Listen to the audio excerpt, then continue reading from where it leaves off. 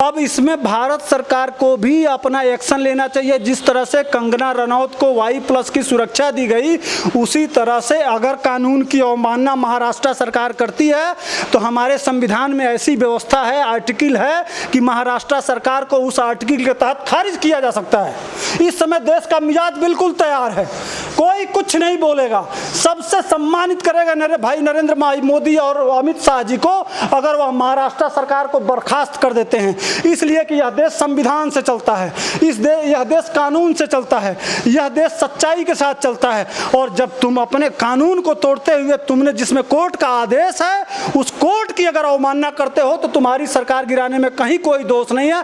तत्काल प्रभाव से भारत सरकार को, महाराष्ट्र सरकार को गिरा के और जितने ये बॉलीवुड में आतंकवादी और ड्रगिस्ट हैं इनको गिरफ्तार करके तत्काल प्रभाव से जेल भेजना चाहिए और वहां राष्ट्रपति शासन। शिवसेना सौसेना बन गई है, वो अब दल नहीं रहा, वो गुंडों का एक साम्राज्य बन गया है। वह संविधान और इसके मौलिक अधिकार को समझ ही नहीं रहे हैं। उनके ऊपर contempt of court Kangana Ranaut को करना चाहिए और भारत सरकार को करना चाहिए और सुप्रीम कोर्ट को करना चाहिए और तत्काल प्रभाव से भारत सरकार को, उद्धव सरकार को बर्खास्त कर देना चाहिए। इसलिए कि सीधे सीधे संवैधानिक अधिकारों का हनन है, सुप्रीम कोर्ट की अवमानना है, हाई कोर्ट की अवमानना है और वो झांसी की रानी माँ दुर्गा के रूप में अवतरित हुई है।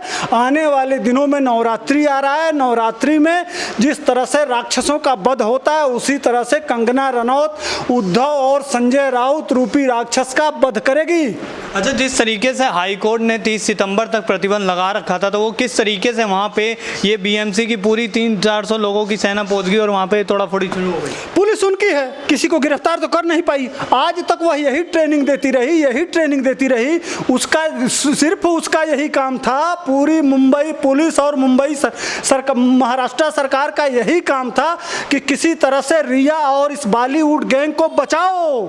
इसमें सारे बॉलीवुड वाले जा रहे हैं जेल। अभी तो 6 लोगों की गिरफ्तारी हुई है। आने वाले दिनों में अभी 25 नाम सामने आया है, कल 50 आएगा, फिर 100 आएगा।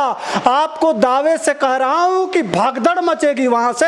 जितने ये जिहादी और बौद्धिक आतंकवादी हैं यह सब जेल जाएंगे और महाराष्ट्र में जो ड्रग का बहुत बड़ा रैकेट, और यह ड्रग ही नहीं है, आने वाले दिनों में आतंकवाद का भी भंडाफोड़ होगा। यह जो जितने बम फूटे हैं भारत में, जगह जगह जो आतंकवाद हुआ है उसका जड़ वही है। इसी के साथ सुशांत सिंह राजपूत ने ऐसी बीमारियों का इलाज कराएंगे और मरा नहीं है, वह सबके दरवाजे पे उसकी आत्मा आवाज देती है। 130 करोड़ लोगों के घरों में आके वो खटखटाता है और कहता है कि मुझे तो महाराष्ट्र ने मार दिया, मुझे ये जिहादी मार दिए, मुझे तो ये बौद्धिक आतंकवादी मार दिए। अब जगना आपको है, 130 करोड़ को जगना है और सबको जगाना है। और ये जितने जिहादी और बौद्धिक आतंकवादी हैं जो लड़कियों की सप्लाई करते हैं, जो ड्रग की सप्लाई करते हैं और देश में आतंकवाद को फैलाते हैं, इनको सफाई करना जरूरी है। इसलिए 130 करोड़ लोग सजग रहें, जगे रहें और इसी तरह से छोटे मीडिया वाले, बड़े मीडिया वाले तो बिके हुए हैं भैया। पहले महाराष्ट्र सरकार बिक गई, उसके बाद से मुंबई पुलिस बिक गई, उसके बाद से ये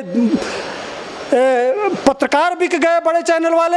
अरे आप लोगों का धन्यवाद है, आप लोग इसी तरह से लगे रहिए, जगाते रहिए और देश में ये जितने आतंकवादी हैं और ड्रगिस्ट हैं इनका भेद खोलते रहिए, जेल जाए। सर, क्या लगता है जिस तरीके से संजय राउत ने धमकी दी थी कि कंगना मुंबई आएगी तो हम बताएंगे, तो बताने का तरीका ये था कि सरकारी तंत्र का दुरुपयोग होगा? नहीं, वो बताने का तरीका, वो गुंडे हैं ना। कभी कभी मुंबई पहचान होती थी कि महिला के सम्मान में दुश्मन की भी औरत हो तो शिवाजी उसको सम्मानित करते थे और न्याय के लिए वह आदमी का गर्दन भी, कलेजा भी मांग लीजिए, शिवसेना का मराठा का कलेजा भी मांग लीजिए। अगर न्याय के लिए, सच्चाई के लिए, वफादारी के लिए अगर मांगना हो तो मराठा दे और देश के लिए तो बिना हिचक देश पे जान छिड़कने वाला वो मराठा नहीं रहे। उस मराठा मुंबई पुलिस में भी वो मराठे नहीं रहे। वो बेच दिए इन आतंकवादियों के हाथ में अपना जमीर, अपना ईमान, अपना सम्मान, अपना पहचान, ये चारों चीज इन आतंकवादियों के हाथ में बेच चुके हैं। ये जाके मिल गए उद्धव ठाकरे सीधे सीधे दाऊद इब्राहिम से, इनका कनेक्शन हो गया दुबई से, इनका कनेक्शन हो गया कराची से, इनका कनेक्शन हो गया पाकिस्तान के ISI से। अब वही इनकी सरकार चला रही है और यह लोग सिर्फ विदेशों के फंडिंग से चल रहे हैं। सर BMC जो है एक दिन पहले नोटिस देती है और अगले दिन बुलडोजर लेके पहुंच जाती है किसी के ऑफिस को तोड़ने के लिए।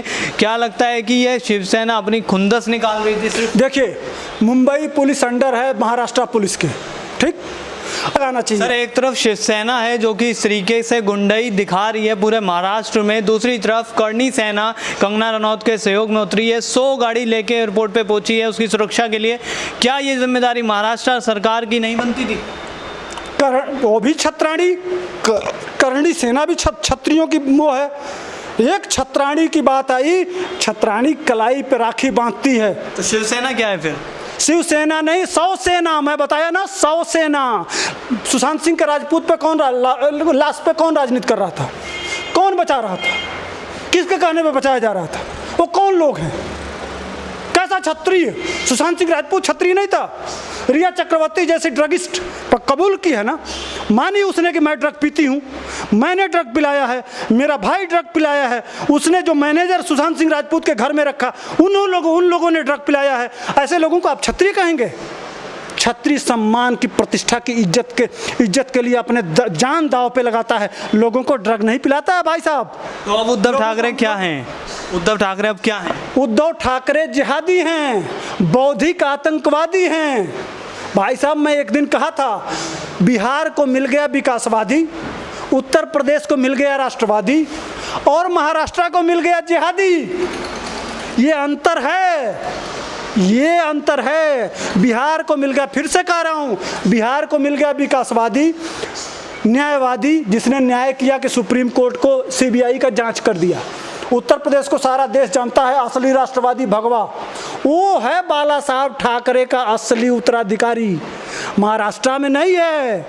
एक भगवा पहनते थे बाला साहब ठाकरे और राष्ट्र के नाम वो कहते थे कि चाहे जो कुछ भी हो जाए, मैं जिहादियों को जीने नहीं दूंगा और राष्ट्र के तोड़ने वाली ताकतों को मैं अपने वहाँ पनाह नहीं दूंगा। आज तो पूरी महाराष्ट्र के सारे जिहादी वहीं अपना घर बना के और पूरे महाराष्ट्र को लूटने के लिए और वहाँ के नौजवानों को बर्बाद करने पर तुले हुए हैं भाई साहब। सर MNS पार्टी और Republican party of India Kangana के सहयोग में, सपोर्ट में आ गई है और दूसरी तरफ शिवसेना, कांग्रेस और NCP खड़ी है।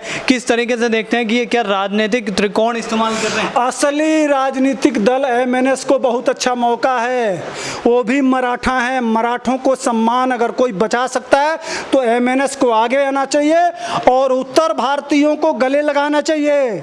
आज मौका है MNS के पास कि आज उत्तर भारतीयों को गले लगाए और अपने मराठा आगे आगे मराठा चलें और पीछे पीछे 130 करोड़ लोग चलें।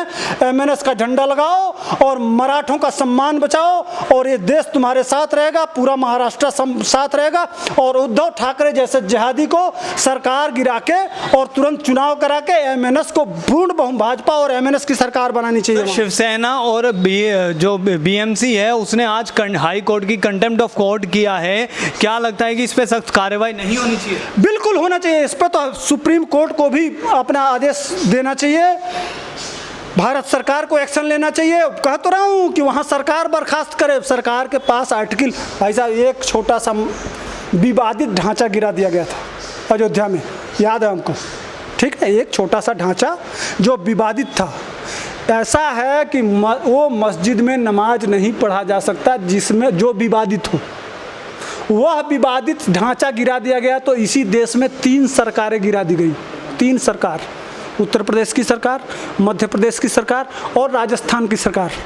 कोई रीजन नहीं था। कांड उत्तर प्रदेश में हुआ था और सरकार कहाँ की गिराई गई? कांग्रेस ने कहाँ गिराया? मध्य प्रदेश में। सरकार कहाँ गिराया? राजस्थान में। सरकार कहाँ का गिराया गया? कर्नाटक में। भारत भाजपा की जहाँ जहाँ सरकार थी सारी सरकार को गिरा दिया गया। क्यों गिरा दिया गया भैया? आज कितना बड़ा कांड हुआ है महाराष्ट्र में, इसलिए महाराष्ट्र सरकार को तत्काल प्रभाव से गिरा देना चाहिए। इतना बड़ा कंटेम्प्ट ऑफ कोर्ट है, कानून की अवमानना है, इसलिए भारत सरकार को उस संवैधानिक कानून का उपयोग करना चाहिए और तत्काल प्रभाव से महाराष्ट्र सरकार को गिरा के समाप्त कर देना चाहिए और राष्ट्रपति शासन लगा के वहां पुनः चुनाव कराना चाहिए।